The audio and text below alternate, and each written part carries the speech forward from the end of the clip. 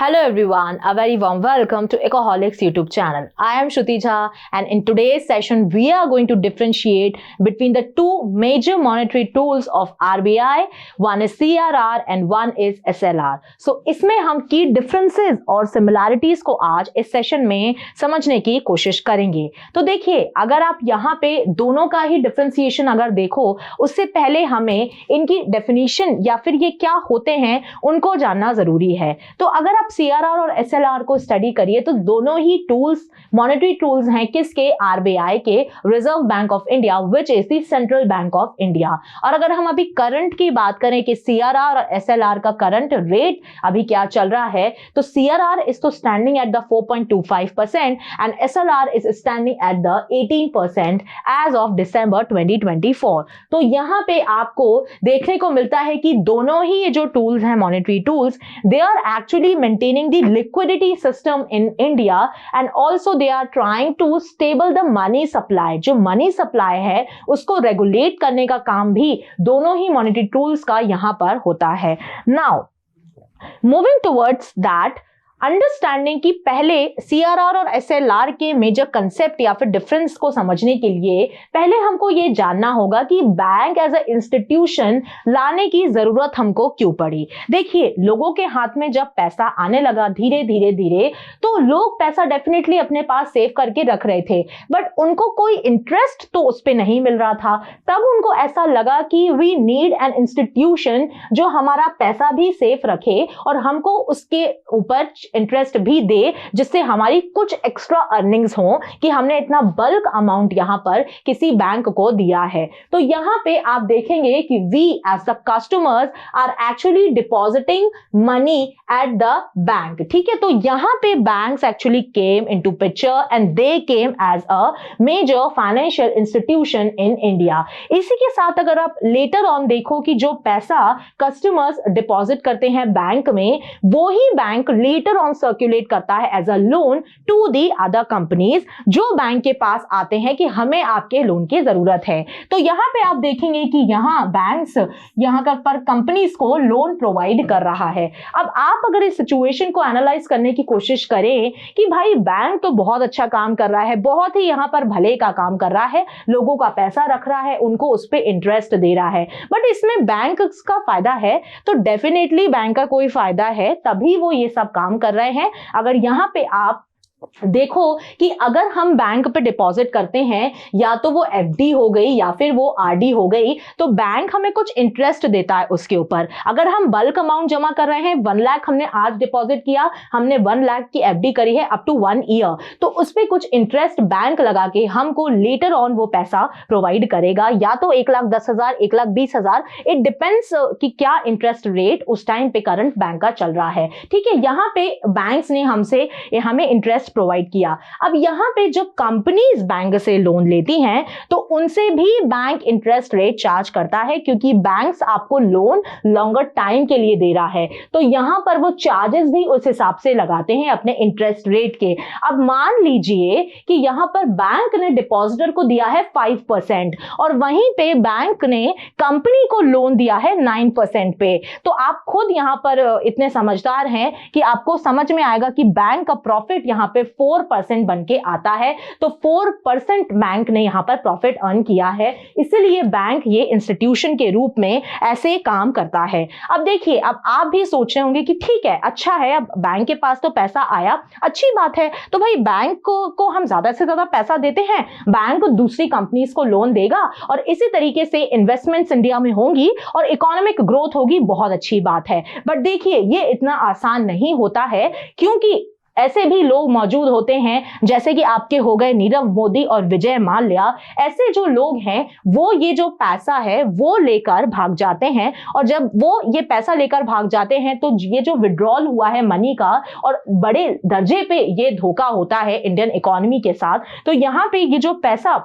लेकर भाग जाते हैं। इससे बैंक्स का काफी बड़े लेवल पे नुकसान होता है और ये नुकसान को ही रोकने के लिए आरबीआई को ऐसे मॉनेटरी टूल्स का फायदा लेना पड़ता है या यूज करना पड़ता है, जिससे ये जो नुकसान बैंक्स को फ्यूचर में हो सकता है उससे बैंक्स को बचाया जा सके। और वहीं पे हमारे सीआरआर और एसएलआर पिक्चर में आ जाते हैं। अब देखिए, अब लेटर ऑन आप यहां पर कंसेप्ट समझने की कोशिश करिए सीआरआर और एसएलआर का। यहां पे अगर आप समझने को कोशिश करेंगे तो आपको पूरी पिक्चर क्लियर हो जाएगी कि डिफरेंस दोनों के बीच में एक्चुअली कहां पर आता है। अब यहां पे आप एक सिनेरियो समझने की कोशिश करिए कि एक बच्चा है, उसके पास सपोज उसके पास 1000 रुपीज हैं, ठीक है। अब 1000 रुपीज में से वो कुछ पार्ट अपने पेरेंट्स को दे देता है। सपोज कि उसने 200 रुपीज यहां पर अपने पेरेंट्स को दे दिए कि आप रख लीजिए, जब मुझे नीड होगी तो मैं आपसे ले लूंगा। सिमिलरली उसके बाद वो कुछ अपने वहां पर गुल्लक में या फिर पिगी बैंक में भी डाल रहा है और यहां पर आप सपोज करिए कि उसने अपने पिगी बैंक में डाले 400 रुपीज।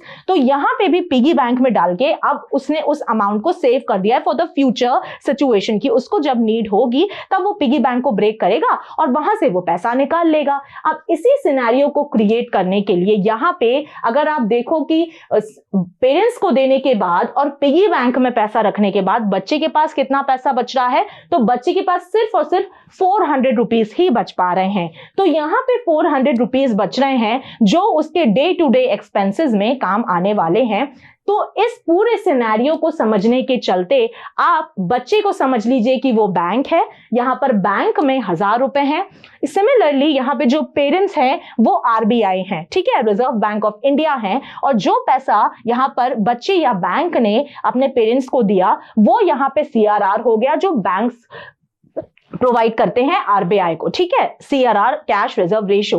और यहां पे पिगी बैंक जो है वो एक एसएलआर है जो बैंक्स अपने खुद पास में रखते हैं इन the form of liquid asset, statutory liquidity ratio, जो बैंक्स अपने पास खुद रखते हैं पैसा इन द फॉर्म ऑफ रिजर्व्स, वो आपका यहां पे एसएलआर हो गया 400 रुपीज। तो यहां पे पिगी बैंक हो गया एसएलआर, पेरेंट्स हो गए आरबीआई और बच्चा जो है वो आपका हो गया बैंक। तो यहां पे ये पूरा सिनेरियो आपका क्लियर हो जाता है कि किस तरीके से सीआरआर और एसएलआर यहां पर बनाए जाते हैं। और यहां पर जो एक सेग्रीगेशन है यहां प्रोवाइड करता है कि बैंक सीआरआर कर रहा है कि एसएलआर कर रहा है, ये आपका पूरा डिफरेंशिएशन है।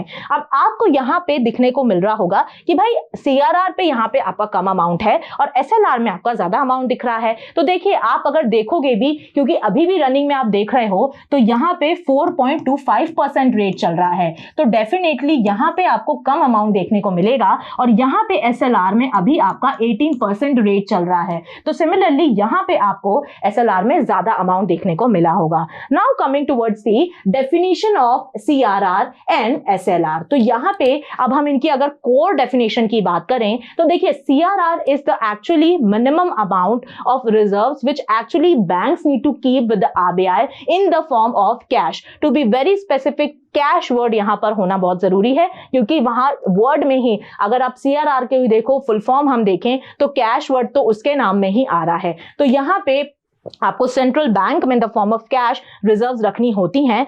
कल को अनफोर्सीन कोई सिचुएशन आती है, बैंक्स में वो डिफॉल्ट करते हैं, एनपीएस बहुत ज्यादा होते हैं, कोई भी ऐसा एक फाइनेंशियल क्राइसिस बैंक फेस करता है, उस केस में बैंक जो है वो सीआरआर की हेल्प से या एसएलआर की हेल्प से अपने आप को स्टेबल रख पाए। यही एक प्राइमरी मोटिव होता है दोनों ही मॉनेटरी टूल्स का। सिमिलरली अगर आप देखो तो यहाँ पे आरबीआई एक्ट ऑफ 1934 एम्पावर करता है आरबीआई को कि वो सीआरआर का जो भी रेट रखना चाह रहे हैं वो रख सकते हैं। उसी के साथ साथ अगर आप एसएलआर की डेफिनेशन देखो which is statutory liquidity ratio, तो यहां पे the minimum percentage of deposits that the commercial banks are keeping with themselves, तो यहां पे उनको खुद पे ही यहां पर रिजर्व्स रखनी है इन the form of liquid assets. तो लिक्विड असेट्स यहां या तो आपके गोल्ड के फॉर्म में हो सकते हैं या सिक्योरिटीज के फॉर्म में हो सकते हैं, बट लिक्विड असेट्स यहां पर होना चाहिए। अब coming towards the key differences और we can say the similarity similarities between the CRR and SLR. तो यहाँ पे हम इनके अगर मेजरली बात करें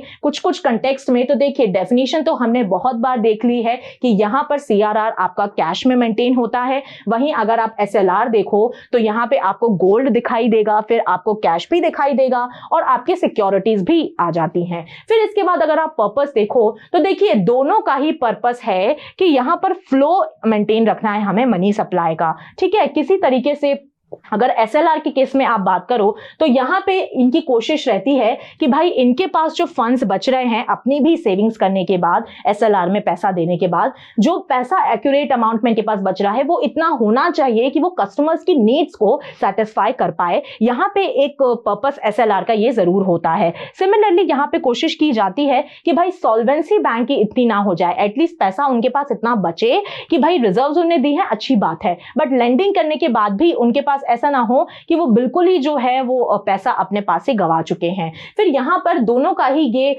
एक मोटिव होता है कि यहाँ जो एक रेगुलेशन है मनी सप्लाई का वो हमको मेंटेन रखना है। फिर अगर आप देखो अगर इंटरेस्ट रेट की हम बात करें तो देखिए दोनों ही कंटेक्स्ट में, चाहे आप एसएलआर की बात करें या आप सीआरआर की बात करें, जब सीआरआर और एसएलआर दोनों को ही अगर बढ़ाया जाएगा तो बैंक्स को ज्यादा पैसा रिजर्व्स में रखना होगा। अब जब बैंक्स ज्यादा पैसा रिजर्व्स में रखेंगे तो उनके पास लेंडिंग के लिए क्या बचेगा, वो लोन कहां से देंगे। फिर जब वो मैक्सिमम क्योंकि रिजर्व्स में तो रख चुके हैं तो यहाँ पे दोनों के ही जो इंटरेस्ट रेट हैं वो बहुत मैटर करते हैं। और यहाँ जब इनके इंटरेस्ट रेट काफी हाई हो जाते हैं तो आप देखोगे कि लेटर ऑन क्या होता है, यहाँ जो बैंक्स लेंडिंग के रेट्स है उसको बढ़ा देता है क्योंकि उनके पास प्रॉफिट्स की कमी है, क्योंकि वो जब पैसा लोन दे नहीं पाएंगे तो उनके पास इंटरेस्ट कहां से आएगा, राइट। तो इसलिए वो इंटरेस्ट रेट को फिर बढ़ा देते हैं कि उनका जो प्रॉफिट मार्जिन है वो तो एटलीस्ट मेंटेन रहे। फिर इसके बाद अगर आप यहाँ पे देखो कि क्या एसएलआर और सीआरआर को मेंटेन रखने के पीछे, तो इसके वजह से क्यों नहीं बैंक कर पाते हैं, क्योंकि उनके ऊपर पेनाल्टी लगती है। यहाँ दोनों ही केस में आपको पेनाल्टीज लगेंगी अगर आप यहाँ पे एसएलआर और सीआरआर को आप मेंटेन नहीं कर पा रहे हो।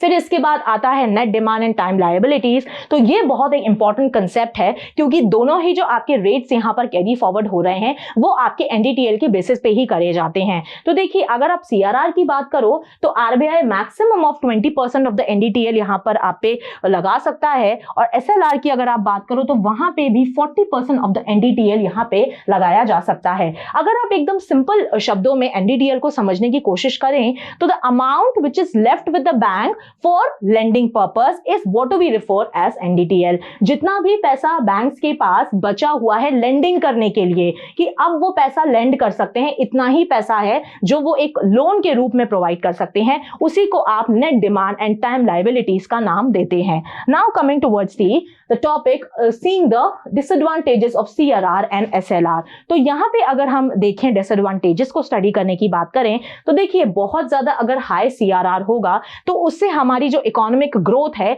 वो इनहिबिट हो सकती है। कैसे, तो देखिए यहां पर अगर बैंक्स के पास कम से कम पैसा होगा तो वो कैसे यहां पर लोन्स प्रोवाइड करेंगे, जब वो लोन्स कंपनीज को प्रोवाइड नहीं करेंगे तो कंपनीज इन्वेस्टमेंट कैसे करेंगी। तो ये ओवरऑल एक साइकिल होता है। तो जब इन्वेस्टमेंट नहीं आएगा तो इकोनॉमिक ग्रोथ आपकी स्लो हो जाएगी। इसलिए हाई सीआरआर और SLR is directly related to the slower economic growth। Then if you see कि यहाँ पे profits जो हैं वो भी आपके बहुत ज़्यादा बैंक के कम हो जाते हैं, क्योंकि भाई जब lending बैंक नहीं करेगा तो interest rate भी नहीं चार्ज कर पाएगा, लोग जो है वो उससे loans भी नहीं लेंगे, तो इससे later on बैंक्स को नुकसान धीरे धीरे होने लगता है। Similarly यहाँ पे SLR या CRR दोनों के ही केस में आप बात करो तो यहाँ पे कोई भी इंटरेस्ट बैंक्स को नहीं मिल पाता है और उनको भारी नुकसान झेलना पड़ता है। यहां पे भी अगर आप देखो कि इफ द सीआरआर और एसएलआर इज वेरी हाई तो it can cause liquidity problems for the banks and that's why specially during the financial crisis. तो यहां पे लिक्विडिटी की प्रॉब्लम उनके पास आ सकती है क्योंकि ज्यादा से ज्यादा पैसा, क्योंकि यहां पे आपके ऊपर एक ऑब्लिगेटरी सिचुएशन है कि आपको इतना पैसा रिजर्व्स के रूप में देना ही है आरबीआई को और आपको कुछ पैसा अपने पास भी रखना है इन द फॉर्म ऑफ एसएलआर। तो आपके पास तो कुछ भी नहीं है, फिर अगर आपके पास पैसा ही नहीं है तो फाइनेंशियल क्राइसिस कभी अगर आया, आपको पैसा देना है तो वहां पे लिक्विडिटी प्रॉब्लम्स यहां पर बैंक्स फेस कर सकते हैं. So with this we have come to our session. I hope आपके डाउट्स जो इससे रिलेटेड हैं कि CRR और SLR में क्या डिफरेंशिएशन होता है वो इस सेशन के थ्रू क्लियर हुआ होगा.